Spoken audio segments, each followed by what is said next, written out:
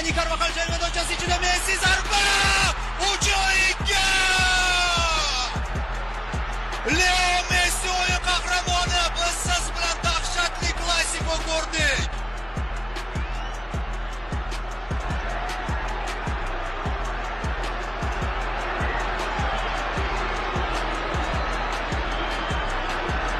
Ovoz qolmadi do'stlar.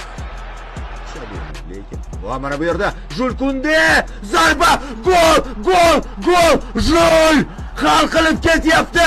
116-daqiqada dahshatli yakun. Bordi shu to'pga. Ishondi zarbasiga.